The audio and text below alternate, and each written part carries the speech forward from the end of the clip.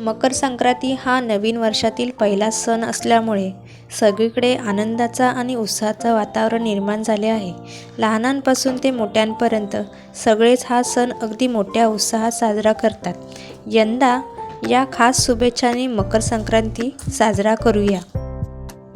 मकर संक्रांती हा नववर्षातला पहिला सण आहे. तिळगुळ, पतंग, हलव्याचे दागिने, तिळपोळी, गुळपोळी यासोबतच मकर संक्रांतीची आणखीन एक खास आकर्षण असते, ते म्हणजे काळे कपडे. एरवी सणाला शुभ मुहूर्तावर काळे कपडे न घालण्याचा भारतीय संस्कृतीमध्ये अलिखित नियम आहे. पण मकर संक्रांतीचा सण मात्र याला अपवाद आहे. मकर संक्रांतीच्या दिवशी हमखास काळे कपडे घातले जातात. मकर संक्रांतीला काळे कपडे का घालतात? मकर संक्रांत हा सण जानेवारी महिन्याच्या 14 किंवा 15 तारखेला साजरा केला जातो. जानेवारी महिन्यात थंडी असते. मकर संक्रांत ही उत्तरायणाच्या काळात येते.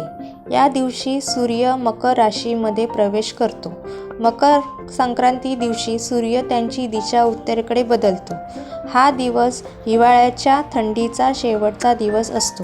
उन्हाळ्याची सुरुवात होत असते, त्यामुळे या दिवशी संपूर्ण हिवाळा पेक्षा जास्त थंडी असते. अशा वेळेस काळ्या रंगाचे सुती कपडे घालणं फायद्याचे आहे, कारण काळ्या रंगामध्ये उष्णता शोषून अधिक काळ टिकवण्याची क्षमता असते. त्यामुळे थंडीपासून रक्षण होण्यास मदत होते.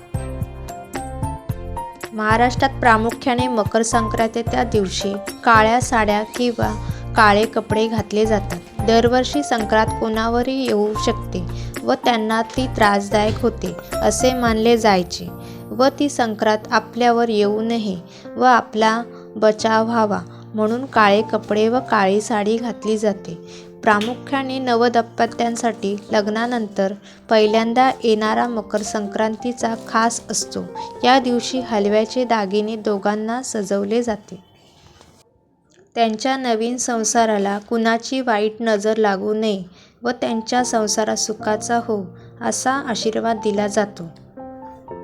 यामुळे मकर संक्रांतीच्या दिवशी काळे कपडे घातले जाते. जर तुम्हाला माझी व्हिडिओ आवडली असेल तर लाईक करा, शेअर करा, कमेंट करा, सबस्क्राईब करा.